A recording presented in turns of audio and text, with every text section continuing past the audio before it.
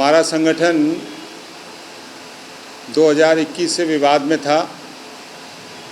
जो भी कार्रवाइयाँ हमारी आपस में हुई थी, जिसका विवाद अभी न्यायालय में भी है, 17/8 को एक बड़ी सोच के साथ व्यास जी ने और व्यास जी के साथ संगठन के तमाम कर्मचारियों ने ये कहा था कि संगठन का विवाद खत्म हो, क्योंकि संगठन की जो बड़ी भारी सदस्यता थी वो कम हो गई है। अगर विवाद खत्म हो जाता है तो संगठन आगे बढ़ेगा। निगम में आज कर्मचारियों का शोषण है, उत्पीड़न है, कर्मचारी दंगा मार से पीड़ित हैं, कर्मचारियों को देयक नहीं मिल रहे, संविदा के कर्मचारियों को वेतन वृद्धि नहीं हो रही है। वो तमाम मुद्दे जो हमारे पहले भी थे, व्यास जी पूर्व में मेरे साथ प्रदेश अध्यक्ष भी रहे, और उन तमाम मुद्दों को आगे से अच्छी तरीके से उठाया जाए तो इनकी सकारात्मक सोच कि हम लोग एक जगह इकट्ठा हों। हम 17/8/2023 को दुबग्गा डिपो में एकत्र हुए। कुछ संगठन के लोग मौजूद नहीं रहे, जिनको शायद विवादों में रहना ही अच्छा लगता है, या कमराजीवी टाइप के जो लोग हैं उसमें वो लोग नहीं रहे। लेकिन पूरी तरीके से हमारी और जो मौजूद प्रांतीय कार्य समिति व्यास जी की, उनके बीच बातचीत हुई, सार्वजनिक की गई, सारी बातें शेयर हुई। कुल मिलाकर के ये लगा कि हमको कर्मचारी हित काम करने का दायित्व है। संगठन में कोई भी पद कोई स्थायी नहीं होता है। दाएं बाएं होकर के स्थायी जो रहता है वो केवल स्थायी कर्मचारियों की समस्या और संस्थान को बढ़ाने का काम रहता है। सेंट्रल रीजनल वर्कशॉप कर्मचारी संघ के प्रदेश महामंत्री जसवंत सिंह जी हमारे साथ हैं। सर, आज पूरे पदाधिकारियों ने मिलकर एक बैठक की है। उस बैठक में तमाम सारे मुद्दों पर चर्चा की गई है। इसके साथ ही कुछ पदाधिकारियों में फेरबदल भी किया गया। क्या रहा पूरा मामला? नहीं, आज जो जैसा कि मैंने आपको पहले भी बताया था कि 17/8/2023 को संगठन में जो आपसी विवाद था त्रिलोकी व्यास और हमारे ब्रिजेश कुमार और हमारे द्वारा, तो उस विवाद में जो भी अलग अलग आरोप और या जो इस तरीके से भी कार्रवाइयाँ हुई थी, जिससे संगठन हमारा दो भागों में बंट गया था।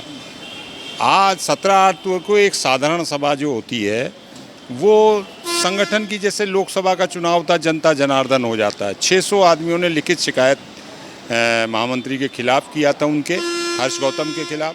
उस मीटिंग के अंदर में इन्होंने हमसे भी कहा था कि कोई विवाद अगर हो तो सार्वजनिक सबके मंच पे सारे संगठन के पदाधिकारी जो 600 की संख्या में मौजूद थे उनके समक्ष रखा जाए।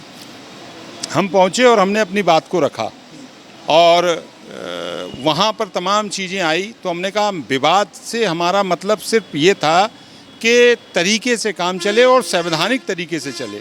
जो गलत कार्रवाइयाँ हुई है उसको हटाया जाए।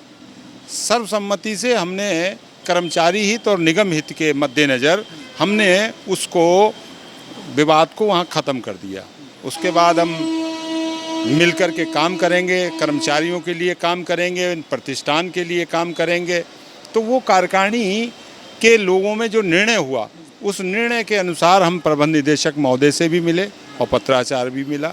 प्रबंध निदेशक महोदय ने इसके लिए कहा कि बहुत अच्छी बात है, संगठन में एकजुट होकर के काम करने की ज़रूरत है, परेशानियां हैं। तो वो मामला हमारा हो गया है। अब हमारे बीच में दो धड़े नहीं हैं।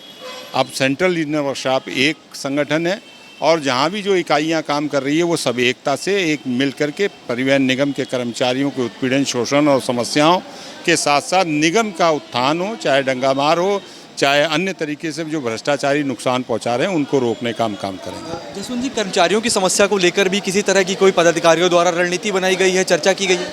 जी, इस पे निश्चित तौर पे अगली बैठक से पूर्व एक नोटिस जो है प्रबंध निदेशक महोदय को दिया जाएगा और मांग पत्र में उन समस्याओं का समाधान हो। जैसे प्रमुख समस्याएं हैं कि अभी 348 करोड़ रुपया कोविड काल के दौरान महंगाई भत्ता जो ड्यू रहा है, जो लगा नहीं है, उसको दिया जाए, लेकिन अभी तक दिया नहीं जा रहा है। संविदा कर्मचारियों को 10 पैसे के हिसाब से मिलना चाहिए। आज के तारीख में 2 रुपया 62 पैसा मिल रहा है, 1 रुपया 75 पैसा है।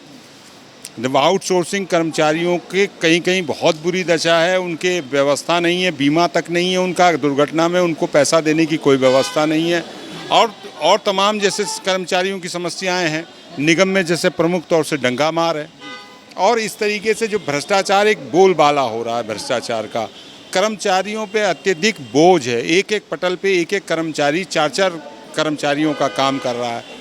और हमारे यहाँ अधिकारी भी है, जैसा अभी मैंने वो जो गोमती नगर की बस जल गई थी उसका मैंने एक इंटरव्यू दिया था। अब एक अधिकारी चारबाग डिपो भी संभाल रहा है, चारबाग प्रबंधन भी संभाल रहा है, गोमती नगर डिपो भी संभाल रहा है। अगर व्यवस्था चारबाग डिपो के प्रबंधन की व्यवस्था के अतिरिक्त अगर जोड़ा जाए तो लगभग वो 250 बसों का काम देख रहा है, व्यवस्था का काम देख रहा है। जबकि 250 बसों के तो कई कई क्षेत्र ऐसे हैं जिनमें 250 कुल बसें नहीं हैं। अब जैसे एमडी यहाँ आए हैं, आरएम बन के यहाँ आए हैं, RK त्रिपाठी जी, वो लखनऊ के आरएम भी हैं, वो एमडी भी हैं परिसिटी महानगर के, और प्रधान प्रबंधक का भी काम देख रहे हैं।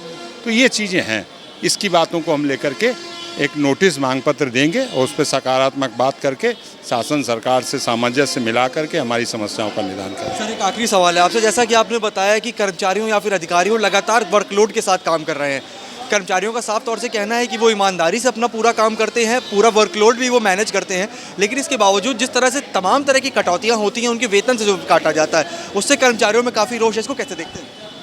एक तो मैं धन्यवाद दूंगा आपके चैनल को कि आपने जब ये बात हमारी उठाई थी तब से तो कम आय की रिकवरी या अन्य रिकवरियों की समीक्षा की जा रही है कि ज़्यादा रिकवरियाँ ना हो।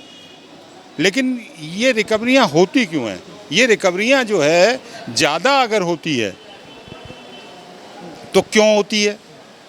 मेरा कहने का मतलब है चालक केवल गाड़ी चलाने का जिम्मेदार है, परिचालक यात्री बैठे तो उसको टिकट देने का जिम्मेदार है। अगर आय नहीं आती है तो काहे की? गाड़ी में अगर डिफेक्ट नहीं है और अगर डिफेक्ट है और डीजल का औसत कम आ रहा है तो वो कैसे जिम्मेदार है? व्यवस्थाओं को परिवर्तित करने की ज़रूरत है। कर्मचारियों पे लोड ज़्यादा है, दबाव ज़्यादा है, प्रेशर ज़्यादा है। आज के समय में ज़्यादा से ज़्यादा लोगों को केवल कागज़ों से दबाया जा रहा है, जिससे वो अपनी पूरी ताकत के अनुसार काम नहीं कर पा रहा, पीड़ित है। इस बात को भी हम रखेंगे। जसवंत सिंह जी ने साफ तौर से बताया है कि संगठन में कई तरह के आज बदलाव किए गए। इसके साथ ही कर्मचारियों की तमाम सारी समस्या को लेकर लगातार रणनीति बनाई जा रही है और बहुत जल्द इस पे आगे की जो कार्रवाई है वो पदाधिकारियों द्वारा बढ़ाई जाएगी। विवेक के साथ उमंग पांडे, टीवी, लखनऊ।